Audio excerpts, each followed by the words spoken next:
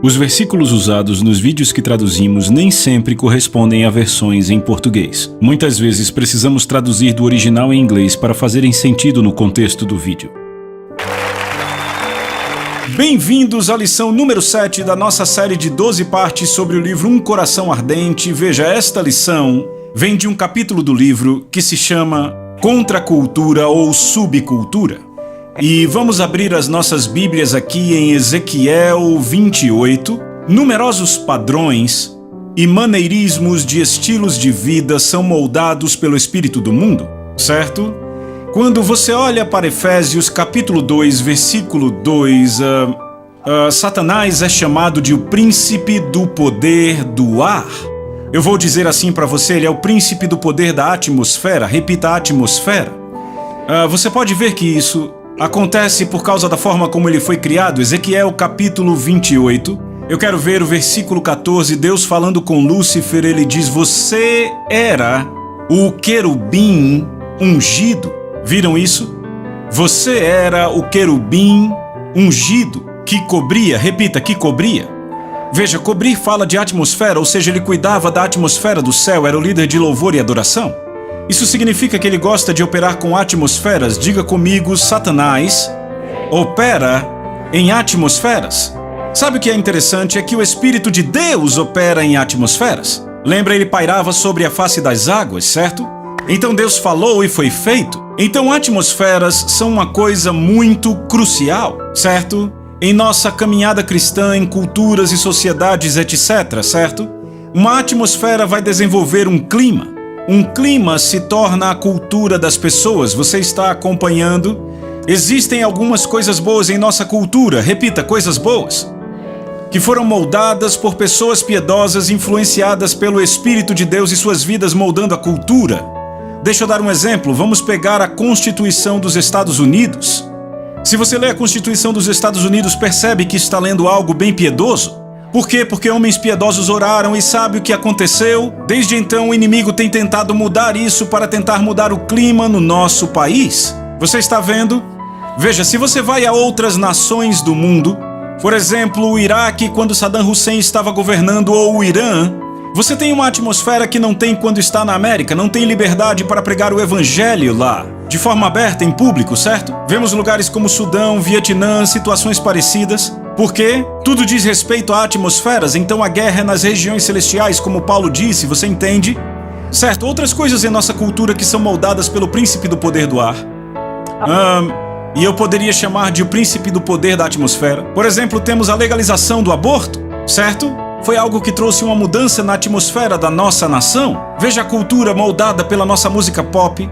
Sabe, você olha, quando Elvis Presley apareceu, quando os Beatles apareceram, os homens de repente mudaram, você entende o que eu digo? Isso ocorreu através da música. Por que a música é tão importante? Só uma parte aqui, eu já observo isso há anos. Já fizeram estudos sobre isso. A música é a única coisa que pode ultrapassar a parte analítica do seu cérebro e ir direto para o seu espírito.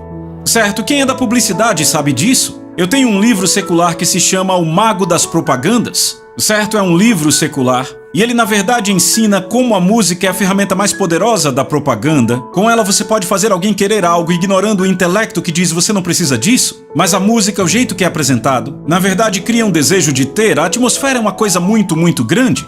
Então, em uma sociedade, se os crentes são mais fortes em Deus do que os pecadores são em seu pecado, então a retidão prevalecerá na cultura. O mesmo é verdade com o indivíduo crente. Certo, se você é mais forte em Deus do que o pecador é com o pecado, você controla a atmosfera. Por isso que Jesus, sempre que ia a uma festa, toda a atmosfera mudava. Até os coletores de impostos, que eram a máfia daquele tempo, não agiam de forma habitual, faziam perguntas a ele, ouviam dele. Era interessante ouvir o que ele tinha a dizer. E quando ele entrava no templo, os demônios gritavam, porque ele dominava a atmosfera, porque era mais forte em Deus do que o pecador era no pecado. Eu lembro que o cantor Carman tinha uma música, lembra? Se chamava O Convite do Bruxo, era sobre ele ir à casa de um bruxo. A maioria dos crentes não ia na casa do bruxo, por quê? Porque a bruxaria dele era mais forte do que o crente era em sua retidão. Boa pregação, amém? Então, o que nós precisamos fazer é desenvolver um espírito forte para podermos controlar atmosferas. Porque é isso que Deus quer para nós. Lembra da primeira lição? Eu te contei a história de Charles Finney entrando naquela fábrica. Toda a atmosfera ali mudou. E ele pregou o evangelho a toda a fábrica. Eu lembro, Smith Wigglesworth entrou num trem e um pregador católico caiu de joelhos diante dele e disse: Deus me convenceu do pecado, só por ele entrar ali. Você já esteve numa situação em que as pessoas dizem: sabe, tem algo em você. Quantas vezes acontece comigo, eu estou andando num restaurante, o garçom chega e pergunta: o que é isso que há em você? E aí você conta, foi o que Pedro quis dizer quando disse para estar sempre pronto para dar uma resposta à esperança? Há algo sobre sua presença, sabe? Você entra e a atmosfera muda. Tem certas pessoas que eu conheço. Eu lembro do Dr. Cho. A primeira vez que estive com o Dr. Cho, o Dr. Cho entrou no carro, eu estava ali para recebê-lo. Ele ia a uma conferência em nossa igreja, ele entrou no meu carro e eu comecei a chorar. Eu comecei a chorar como um bebê, as lágrimas caíam. Eu pensei, eu não quero nem falar com ele.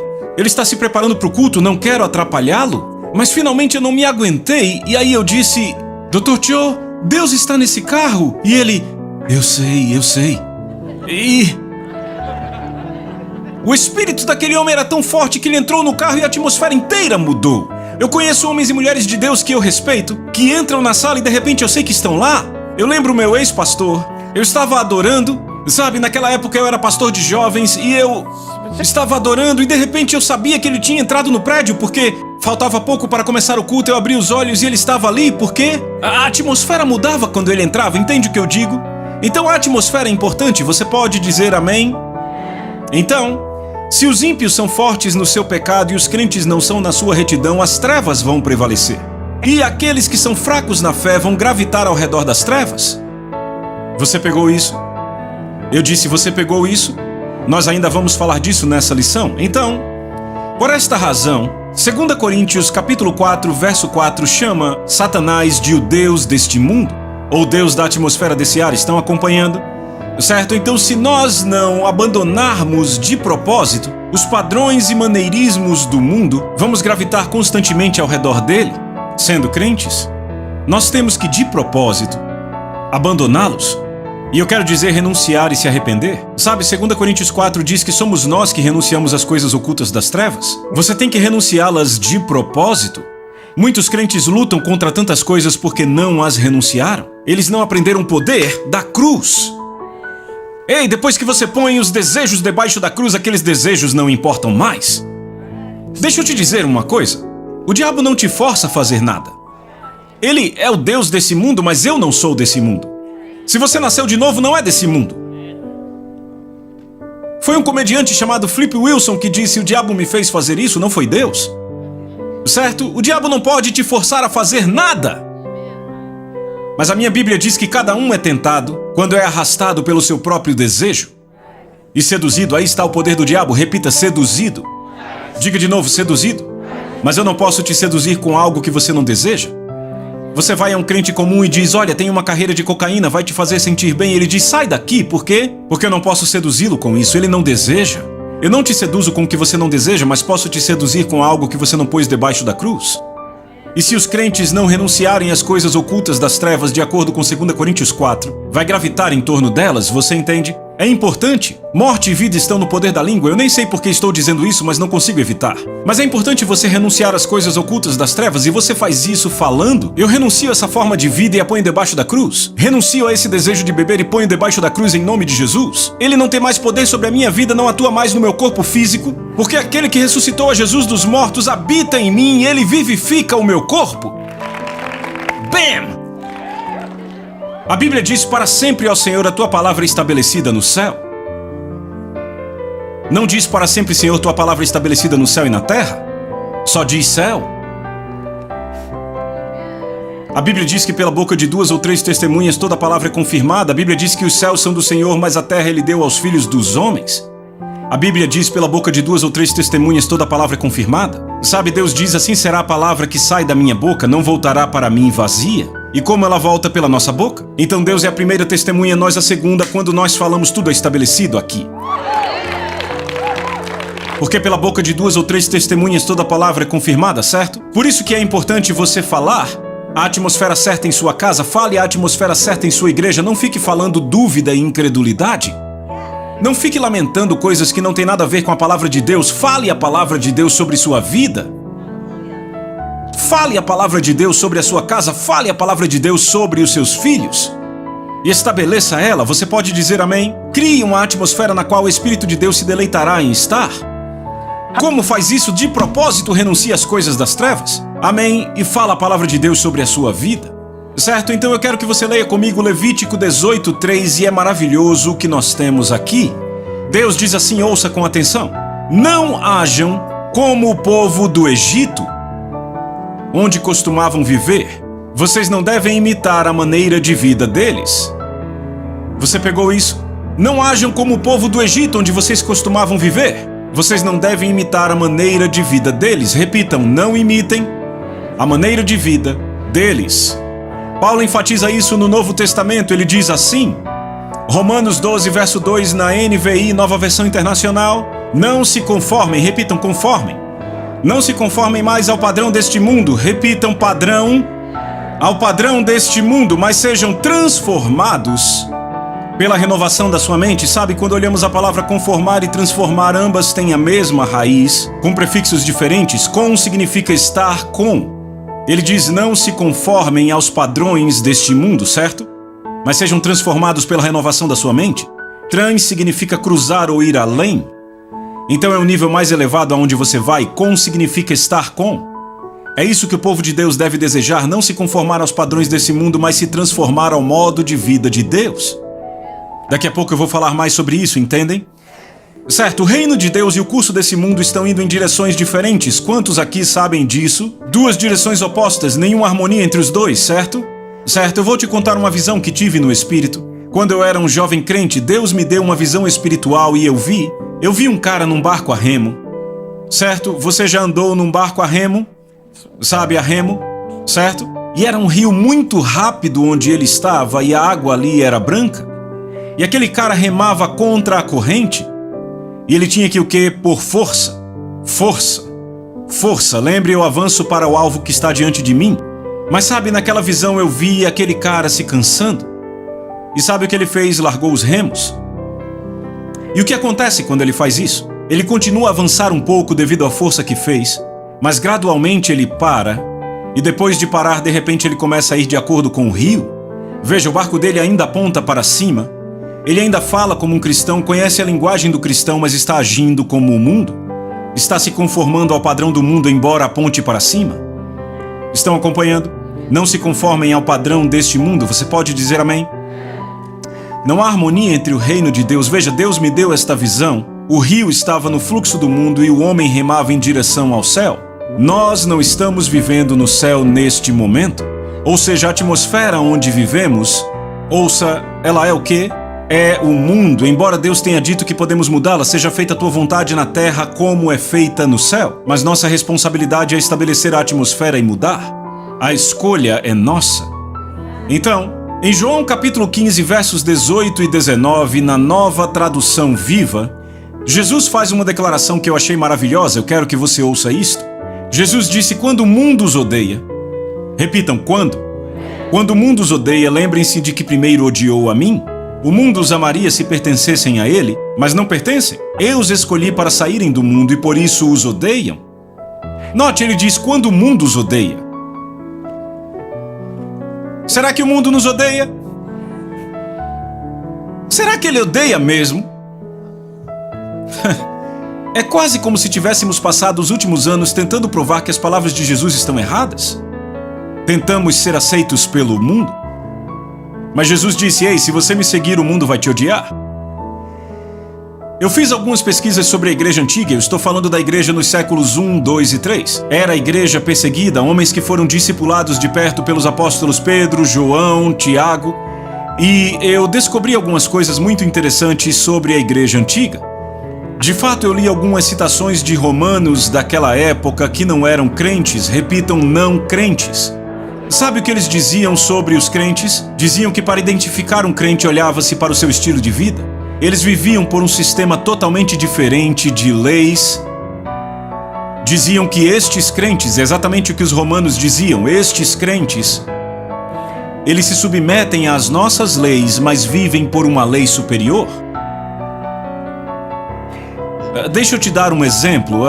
Se a maconha fosse liberada hoje em todo o país, eu me pergunto quantas pessoas dentro da igreja diriam: agora tá tudo bem, é legal. Mas antigamente se baseavam numa lei superior. Então, mas foi exatamente o que um romano não crente disse: eles vivem como peregrinos e não vivem segundo a sua carne. Atualmente, aqueles que nos odeiam fazem por razões diferentes daquelas da época da igreja antiga. Quer saber o que eu tenho descoberto sobre as razões pelas quais a mídia está reportando sobre alguns de nós crentes? É porque alguns de nós são extravagantes, porque somos arrogantes ou temos um estilo de vida que ostenta. Você está comigo? Eu me lembro de um repórter. Eu tenho um grande amigo que é da diretoria de uma igreja, ele também é pastor auxiliar. E como pastor auxiliar, ele tinha uma casa muito bonita, sabe? Era ao lado da de um jogador de futebol profissional em Dallas. E o repórter estava atrás do pastor presidente. E aí, finalmente, sabe, o pastor auxiliar acabou dizendo ao repórter: por que você não diz nada a meu respeito, não fala de mim? O repórter disse: já sabemos que você mora numa casa muito boa. Mas ele disse: você não ostenta. Temos te observado e vemos como você genuinamente está interessado em ajudar pessoas. Você não está interessado em dizer: eu tenho isso e tenho aquilo. Entendem o que eu digo? Então o mundo, eu não acredito que o mundo tem problemas com os crentes tendo coisas boas. Para mim, o problema do mundo é quando nós nos gabamos e não tratamos as pessoas com o amor de Deus. Então a igreja antiga basicamente era assim. A igreja antiga era uma contracultura. E você diz: como assim contracultura? Existe contracultura e subcultura, certo? Eu quero deixar isso muito claro. O que eu estou dizendo aqui é que a igreja antiga era uma contracultura. Eu também digo a vocês que a maioria das igrejas nos tempos de hoje é uma subcultura. Deixa eu dar as definições, ok?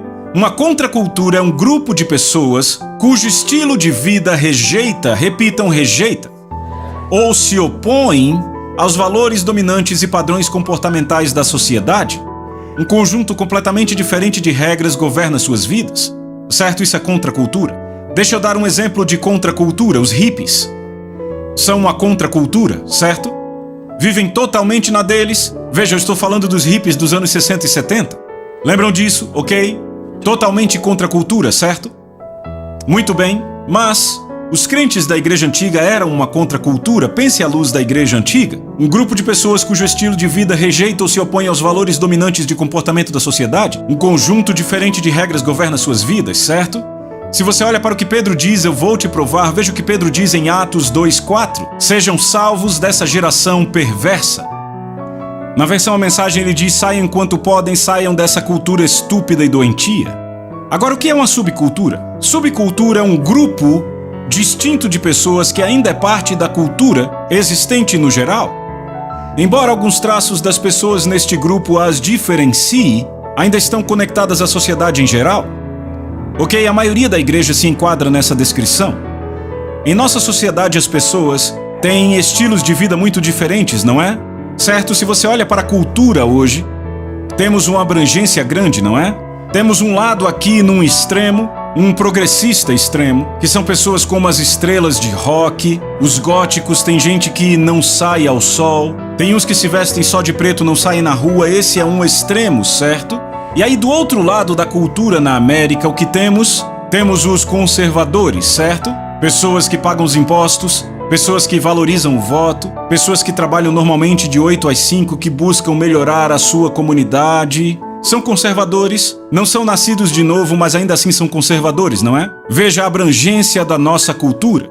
O que eu te digo hoje é que a igreja é mais uma subcultura, um grupo dentro da cultura em geral, ao invés de uma contracultura como era a igreja antiga. Você está acompanhando? Ou seja, se a igreja de hoje é uma subcultura, sabe o que isso significa? Que nós nos adaptamos à cultura. E se as linhas da cultura começam a se mover, significa que a subcultura se move com ela.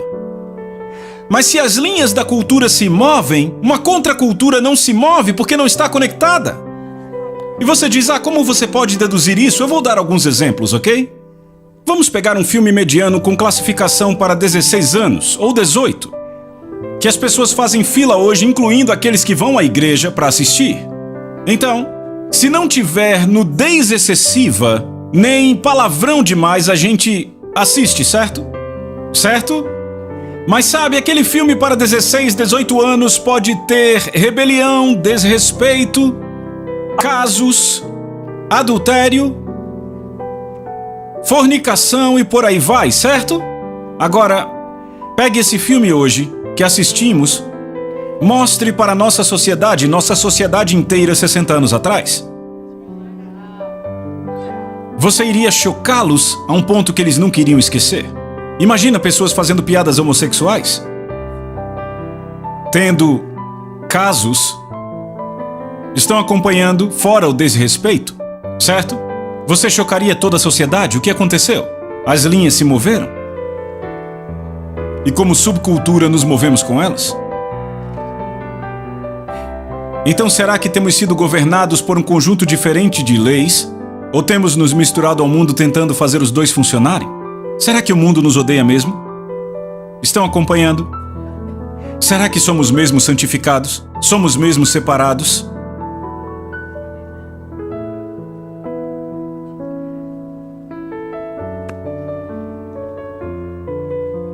Eu não quero ser legalista aqui. Veja os trajes de banho que se usam hoje.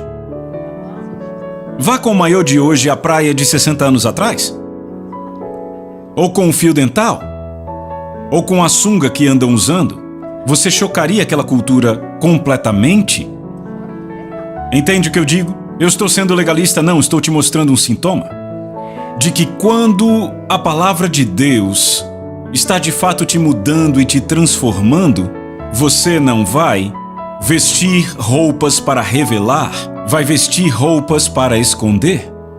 Você não vai querer se sentar em uma atmosfera onde o nome de Deus é usado em vão e onde as mesmas coisas que cravaram os pregos nas mãos de Jesus são usadas para entreter você.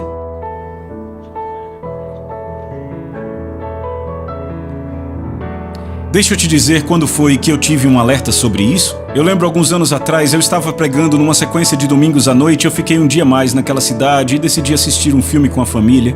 Era um filme com uma cena clara de assassinato e veja, fui eu quem convidou para assistirmos. Fui eu. Disseram, e aí, o que faremos? Eu te digo, eu escolhi aquele filme porque tinha um ator que eu gostava. E era uma cena horrível de assassinato e era bem visual. A minha esposa se levantou e saiu e os meus filhos entraram durante um dos flashbacks deste assassinato. Meu filho ficou tão perturbado que saiu da sala, foi para a mãe dele, e aí depois eu me senti bem mal, sabe? Foi impressionante, estamos sempre falando aos líderes sobre as coisas de Deus e ali estou eu assistindo aquele filme. E eu pensei, meu Deus, eu matei essa atmosfera aqui, certo? E isso foi quando meus filhos eram bem crianças. E eu lembro que depois do filme fui falar com a minha esposa e ela disse, sabe, seu filho está muito chateado com o que você está assistindo. Eu disse, ele deveria mesmo, eu me dei muito mal. E aí eu sentei com meus garotos, me desculpei e disse, sinto muito. E o que aconteceu foi que fomos ao próximo lugar e quando chegamos lá vi um casal muito piedoso que na verdade foi quem me orientou quando eu fui salvo. E um dos meus garotos ainda estava lidando com aquilo. Sabe, ele mencionou, sabe, papai assistiu esse filme e você não acredita em como eu me senti estando na presença daquele homem, por ele saber o que eu havia assistido. De repente eu fiquei, uau! Você tem que entender algo. Quando você entra em uma atmosfera e está escuro, quando você fala com alguém que emite uma luz muito forte, aquilo vai expor algo. Entende o que eu digo? Então eu fiquei, uau! E o Senhor falou comigo, eu nunca esqueço, ele disse, filho, isso é um alerta para você acordar. É para você. E naquela mesma semana, Deus me deu uma revelação que mudou a minha vida. Se você olhar para Abraão e Ló, Abraão saiu por causa de uma revelação divina, não é?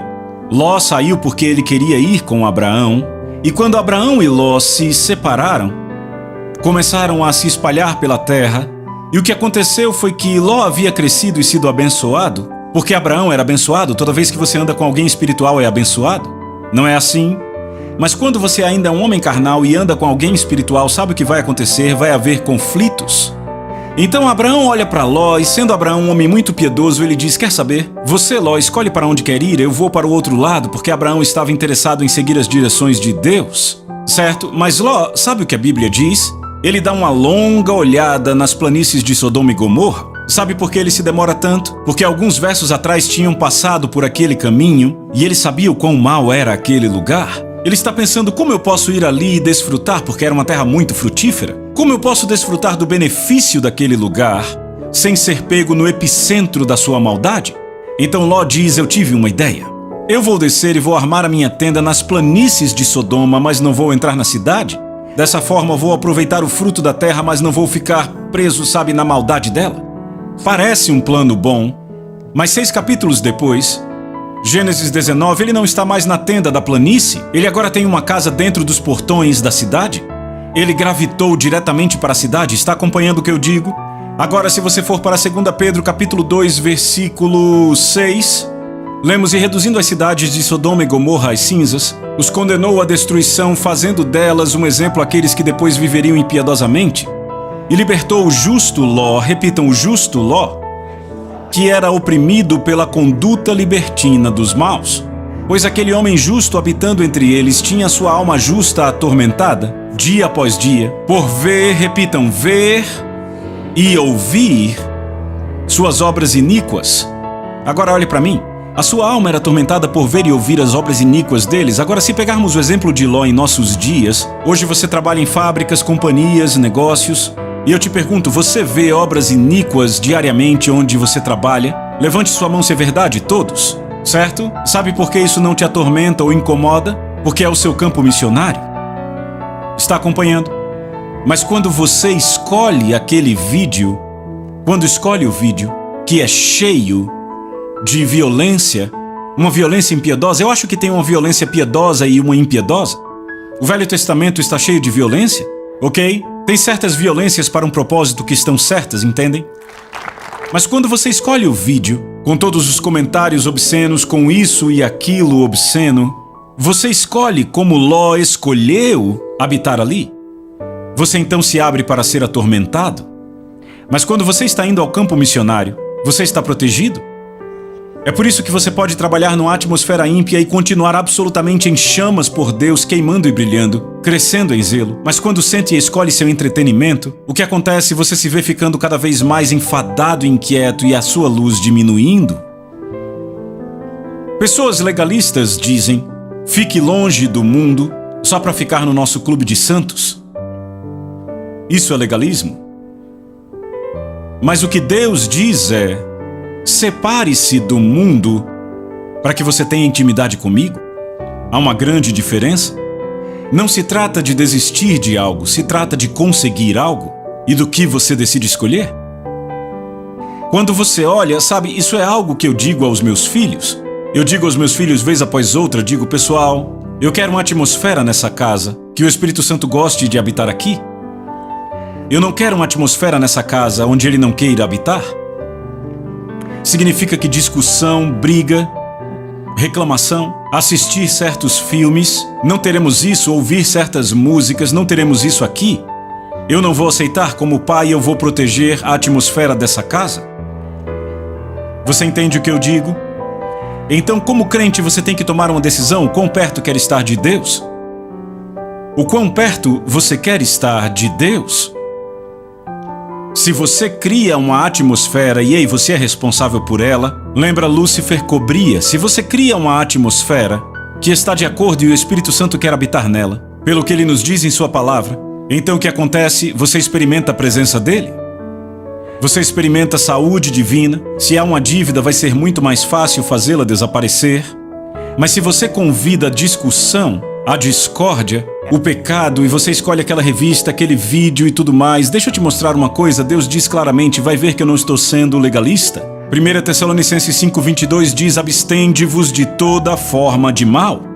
Efésios 5:11 e 12, ouça isto: não participem das obras infrutíferas e más das trevas, antes exponha-nas à luz. É vergonhoso até falar das coisas que os ímpios fazem em secreto. Não só falamos daqueles filmes, nós assistimos e nos entretemos com eles. E aí nos perguntamos: por que é que o fogo de Deus não queima em mim? Como é que eu vejo tanto crente aí tão animado? Ele está sempre tão positivo, diz que a luz de Deus brilha nele. Bem, faça uma auditoria. Com que você tem se incomodado? Entende o que eu digo? Você está comigo? Então há problemas que trazemos para nós mesmos na nossa caminhada com Deus, só por aquilo com que nos envolvemos, o que trazemos à nossa vida, aquilo no que mergulhamos. Ou se isso também tem a ver com os seus amigos, pare de escolher amigos que vão querer te derrubar. Escolha amigos que vão te pôr para cima, que vão falar a palavra de Deus, as promessas de Deus, a aliança de Deus, da presença de Deus para você. Estão comigo? Quer saber uma das razões por que eu gosto tanto do pastor Rob Thompson? Sabe uma das razões pelas quais eu gosto tanto de ficar na casa dele? Porque o homem, ele só fala da palavra de Deus. Eu nunca ouvi nada diferente. Nos sentamos à mesa ontem à noite e tudo que falamos foi da palavra de Deus. Há uma atmosfera na casa dele, na qual é tão fácil falar das coisas de Deus. Eu amo isso e já faz tempo, eu venho aqui há mais de 10 anos. Sabe, a primeira vez que eu vim, eu pensei, isso é bom, é delicioso. Ele sentado de short no deck, só sentado falando comigo, e eu tenho que estudar, mas isso é bom demais. E ele falando, e a revelação fluindo e fluindo. Por quê? Por que isso acontece? Porque ele escolheu se separar para Deus. Linda escolheu se separar para Deus. Então há uma atmosfera. Certo, é assim que deve ser a sua casa. Então eu vou nessas igrejas, e eu falava disso ontem à noite, eu estou sempre atento às atmosferas. E aí eu penso, é muito fácil pregar aqui. Por quê? Porque uma atmosfera foi criada. Entende o que eu digo? E eu vou a outros lugares com grandes multidões, muita gente. Mas às vezes não é algo tão simples pregar ali, é difícil. Eu quase tenho que arar o lugar, por causa da atmosfera. Então o que fizemos essencialmente? Por tentarmos deixar todo mundo confortável, convidamos todos a uma subcultura. Temos nossa camisa de Jesus, eu nasci de novo, tem aquela música de Jesus. Tem até grupo do mundo cantando sobre Jesus agora, que bonito, colocamos eles em nossas plataformas e deixamos que cantem para nós. E aí nos tornamos uma subcultura. E agora tudo que precisamos fazer é, se uma linha se muda, nos mudamos com ela. Ao invés de sermos governados por um conjunto completo de leis diferentes, vá comigo, por favor, para Ezequiel 44. A palavra para santo, repita, santo. Deus disse, sejam santos porque eu sou santo. 1 Pedro 1,12 diz, como filhos obedientes, não se conformando, repita, conformar, aos maus desejos de outrora quando viviam na ignorância, mas assim como o que o chamou é santo, vocês também sejam santos em toda a sua conduta. Como está escrito, sejam santos porque eu sou santo. Deus diz, sejam santos em toda a conduta. Conduta significa comportamento. Deixa eu falar da palavra santo antes de ir para Ezequiel. A palavra santo, eu li sobre isso essa manhã, vem do hebraico e, claro, como eu li, tem no Novo Testamento também. Santo em quase todo o Velho Testamento vem da palavra kadosh, certo? Agora, kadosh significa separar e também fala de pureza, mas também significa o seguinte, significa um corte acima de algo. Repita, um corte acima.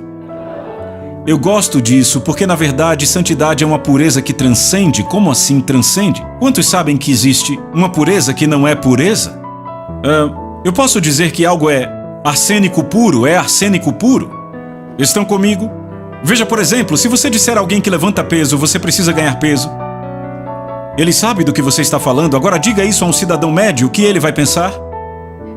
Opa, é hora dos sorvetes, é hora dos doces, vamos nessa agora? Sabe, eles pensam, eu vou ganhar alguns quilos. Agora, quando você diz isso a alguém que trabalha o corpo, ele sabe que a massa muscular tem a ver com proteína. Ok, ele entende isso. Muita gente, quando você fala pureza, não entendem, pensam, é a forma como nos vestimos, não podemos usar o cabelo como o mundo usa. Isso não é santidade, você entende, não é?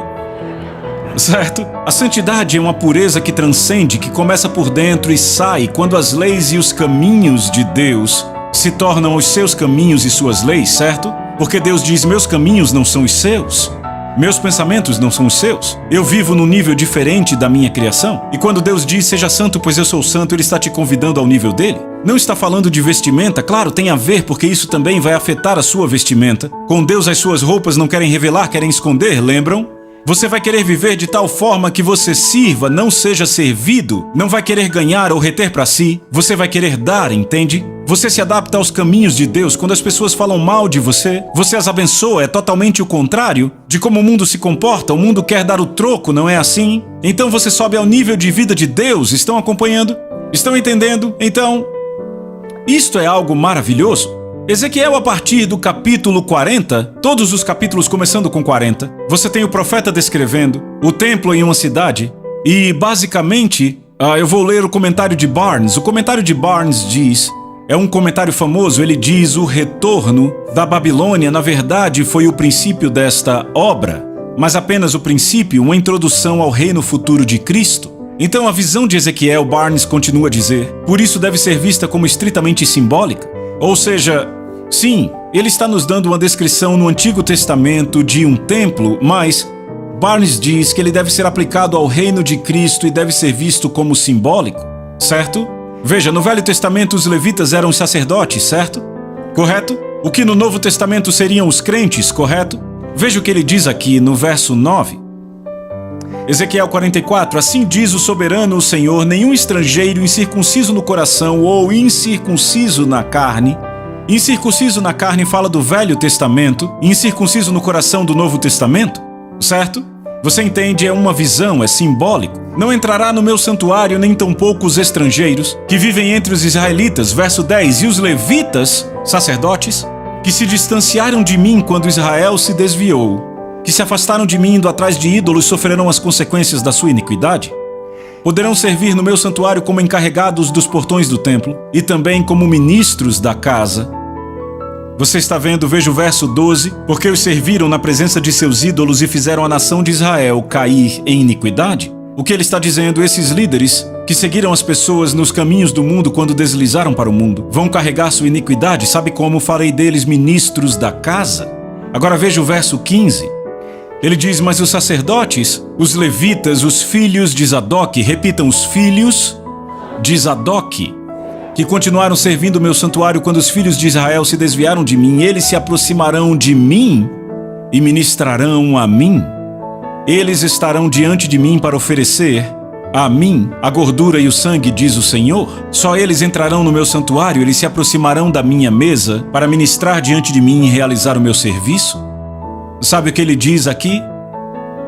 Os sacerdotes que não seguiram os caminhos do mundo, eles vão ministrar a mim. Mas os sacerdotes que foram só vão cuidar da casa. Você está entendendo? Sem santidade nenhum homem o verá. Agora deixa eu te dizer algo. Não há nada mais belo em toda a criação do que o próprio Criador. Eu lembro do que Jesse Duplantis disse na visão que teve do céu. Ele disse, todos no céu querem se aproximar do trono. É por isso que os anjos que estão ao lado do trono permanecem por eras e eras dizendo, santo, não querem ir a lugar nenhum. Eles não querem visitar outras partes do universo. Eles amam estar bem ali, perto dele. E Deus diz, aqueles que vão chegar perto de mim e ministrar a mim e ver o meu rosto, são aqueles que não foram pelos caminhos do mundo, mas os sacerdotes que se desviaram pelos caminhos do mundo e tiveram suas almas justas atormentadas, eles vão cuidar da casa. O que você quer fazer? Quer seguir o cordeiro aonde ele for ou quer cuidar da casa? A escolha é sua.